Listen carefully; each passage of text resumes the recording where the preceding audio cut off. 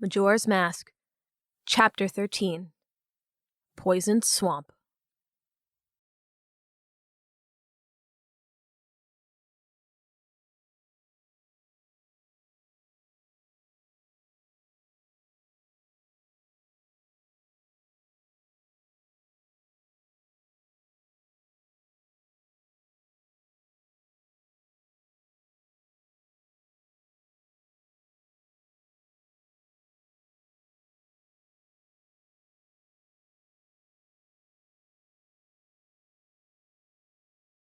Link kept his eyes on the ground as they trekked through the forest.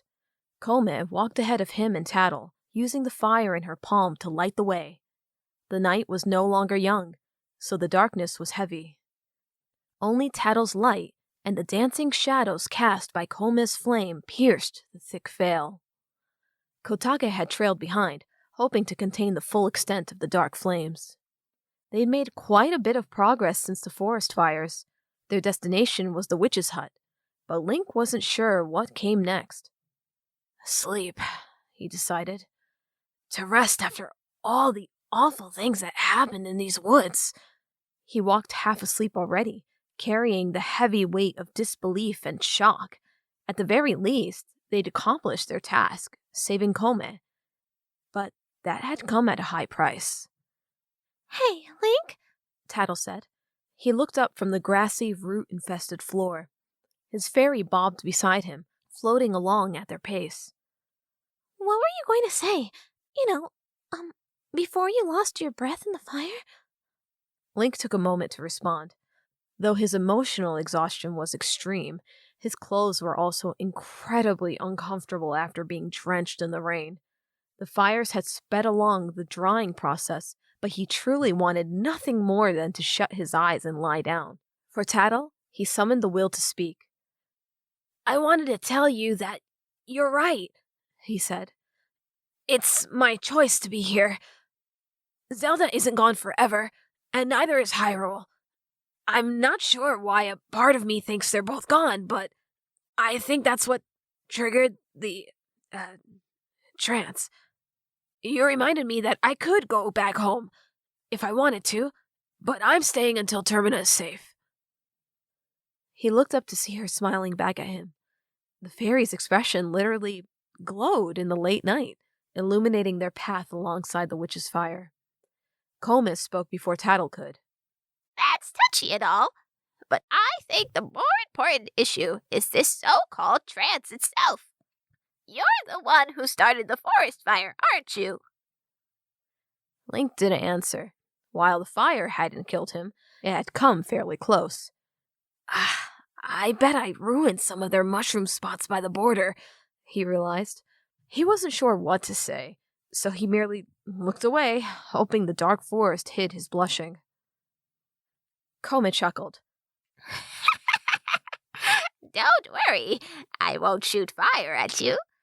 Kotake, however, would toss you in the poisoned water if she found out. She's not exactly the understanding one. Tattle scoffed. If you already knew he started the fire, then why are you bringing it up? Do you blame me for feeling unsafe around him? Kome asked, raising an eyebrow. I want to make sure my hut will burst into flames in the middle of the night. Or that you won't randomly attack me when you have a bad dream. This condition you have, it's fueled by powerful dark magic. Do you know where it came from? Link exchanged a glance with Tattle, both asking the same silent question. Do we tell her? The boy remembered what Kotake's reaction had been, but he decided against lying. We think it was Majora's Mask. Kome stopped walking. Link made sure to stop as well, eyeing the witch's steady, constant flame. Majora's Mask? She said distantly. Yes, Link said. A mask salesman claims to have found it, but the Skull Kid stole it from him. That's probably where he got his powers from. The Skull Kid struck me with lightning when I tried to get the mask back, and ever since then, the scar has been doing weird things. I think it's the reason I set the forest on fire and almost killed us.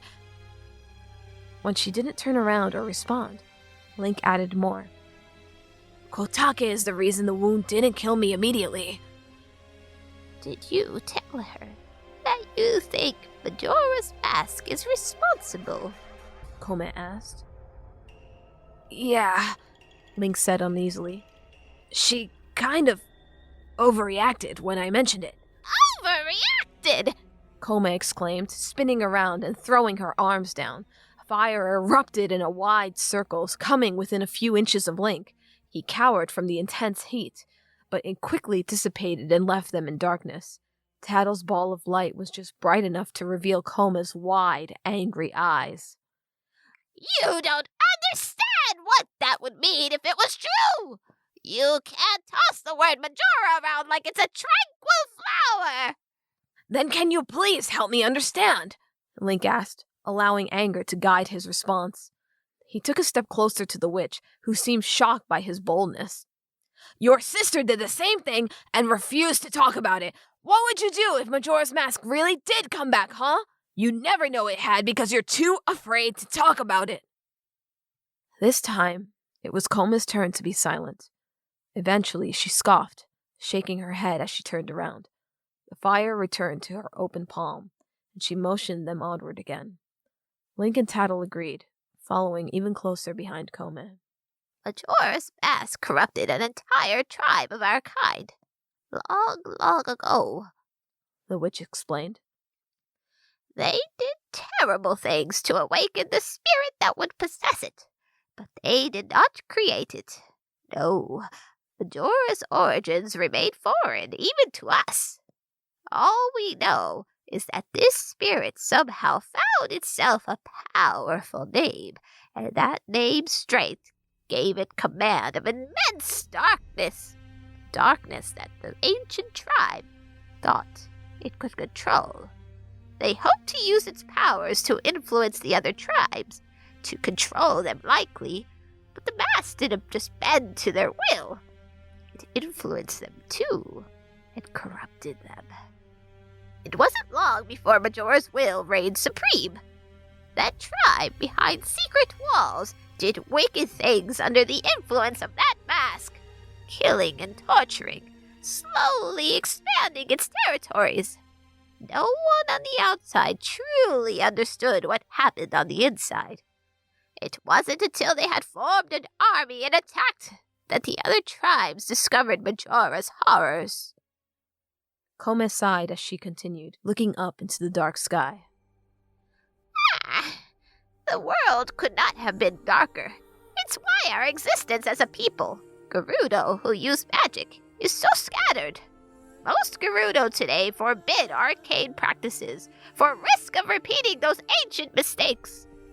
Many Gerudo died, and we soon realized that the mask wanted to annihilate all life. Those remaining formed a resistance and a plan of attack.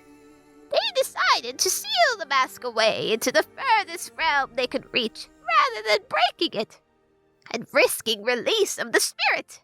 Kotake and I obviously weren't there, but such a strategy was foolish.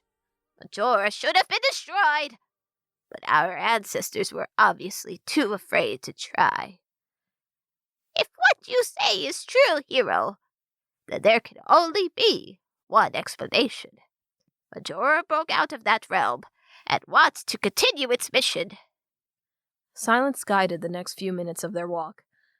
The fire broke it, only to light their way with a soft crackle. The trees had thinned, the end of the forest drew closer. Kome eventually dared to say more. The mask's magic, its power, its influence, it goes beyond the one who wears it. I fear it has found a home in your scar. It will only continue to grow inside of you the longer you live. What do you mean the longer he lives? Tattle snapped. Koma's face remained hard as a stone. If you ever want to rid the world of Majora's influence forever, assuming that the Skull Kid truly is wielding Majora's mask, your friend must die. Otherwise, Majora will return through him once the Skull Kid is disposed of. The witch turned to note their reactions, though Link withheld his. I only say this because according to our ancient texts, there was never a way to reverse its corruption. Once an infection began, it didn't stop. We have found a way to reverse it, though, Link said hopefully, pulling out his ocarina. Koma's eyebrow rose doubtfully, but Link kept it illuminated in the firelight. He opened his mouth to explain, but he closed it when he saw the black mark burnt into the clay. The witch looked up from the ocarina with a look of puzzlement. Is that another mark from the Skull Kid? Koma asked. Link didn't answer, and the witch shook her head, turning away. It still works, though, Tattle said defensively. Works! Koma scoffed. Serenading the mask won't stop it! No, it can take us back in time. Tattle explained, looking at Link for support. However, he didn't provide it. It's useless, Link realized. Koma's right. The ocarina's just as cursed as I am. Tattle, nonetheless, held on to hope. Every time Link plays the Song of Time, we appear in Clocktown, rewinding everything to how it was when we first got here 2 days ago. Tomorrow is the day when the moon crashes into the town and destroys Termina. We've been reliving the same 3 days, trying to find a way to stop it. And no one, including the Skull Kid, remembers anything that happens in the last cycle. It's a blank slate to begin again every time. The witch didn't seem fazed. Sure. A time-traveling ocarina. Now that I've heard everything. Even if your claim was true, it doesn't matter. If you could relive the same 3 days over and over again, it wouldn't help you stop the mask. Yeah, but it gives us an infinite time to find a way. You and Kotake could help us. I'm not sure if Link and I can do it alone. I mean, you two have your fire and ice powers. Link only has his sword and ocarina. If you came with us, then you wouldn't have to be crushed by the moon tomorrow, and we could all stop the Skull Kid together. First, Koma said. there's no reason for me to believe your time travel scheme is even possible. Second, we have yet to establish for a fact that the Skull Kid is wearing Majora's mask. Lastly, why do you think the moon is joining us for the festival tomorrow? Because the Skull Kid's controlling it. Tattle said. Come on! Are you and your sister's heads both filled with sawdust? Koma merely sighed. I'll talk to Kotake, but I won't make any promises. That resulted in yet another silent stroll, each entitled to their own train of thought. Link was the first to speak his musings aloud. I saw through the Skull Kid again. What? Tattle asked. She sounded shocked. When I set the forest on fire the first time, I saw through him, Link said. Remember? Yeah. It happened again, but you brought me out of the vision before I could finish it. Okay. Tattle said nervously. What is the Skull Kid up to now? He was still trying to kill everyone in that fortress, Link said. The ones who survived his initial attack managed to form a resistance, but they're still losing, and the Skull Kid is still laughing as if it's a game. Link spotted the witch's hut, still standing in the middle of the pond, the thin waterfall loudly and soothingly cascading behind it. Home, Koma said, putting her arm down and letting the fire vanish. You two are welcome to stay the night, as long as you don't burn the hut down. We would be honored, Tattle said. but only if Kotake keeps her distance from me. In the fountain's waters, Link's blue eyes were distorted. He watched his reflection shimmer, hovering just above the decoration's gray stone bottom. Link sat at its edge, his white Hylian robes pulled close in the late night. He looked up toward the fountainhead and eyed the stone representation of 3 triangles, the Triforce. Water gracefully fell from either side. It's not too late to change your mind, the young princess said from behind. They stood in one of the castle's courtyards, grass underneath their shoes, and an open stone hallway surrounding them. Twilight enveloped them in a late evening without sunlight. Link didn't look away from the water. I don't have a choice. You really think you'll find her? He heard Zelda take a few steps closer. You think she'll just happen to be somewhere north of Death Mountain, based off some hunch? It doesn't make sense for you to leave when you don't know what her reasons were, or where she went. I don't expect you to understand, Link responded. You haven't helped me try to understand. You were happy here, with us. I thought you'd forgotten about Navi. I never thought you'd sacrifice our life for such a tiny chance to speak with her again. Link turned away from the fountain, finally meeting Zelda's eyes. They matched the light blue of her evening dress. I never forgot about Navi, he said defensively. All this time, I thought I could ignore what she did. But she left me, Zelda. She just turned around and flew away. I thought she was my guardian fairy, and then she just left right after we'd done what the Deku tree had asked us to. I have to know why. I don't believe she never cared about me. That can't be true. There must have been some secret she couldn't share, because maybe one of us was in danger. I don't know. She never... Link! Zelda interrupted. She took a step closer, placing a hand on his shoulder. But maybe I was just a tool to her, Link said, stammering on the words. An instrument that she could cast aside when she didn't need it anymore. He was angry at himself when he felt tears pooling in his eyes. Why does Navi matter so much? Link thought. I have Zelda, I have Hyrule. Why can't I stop caring about the one person who abandoned me? Link, Zelda said again, taking a final step. She grabbed his hand, gently pulling him off the fountainside. Link dropped lightly to his feet, keeping his hand in hers. He forced himself to return her stare, despite how hard that was. I don't want to leave you, Link said, voice shaking. Then don't, she said. He saw fear in her eyes. He recalled what Zelda had dared to ask just last week. If you go across the mountains, you won't ever come back, will you? Because you're an adventurer. Because you can't stay in one place. All this talk about Navi doesn't make sense. She's just an excuse, isn't she?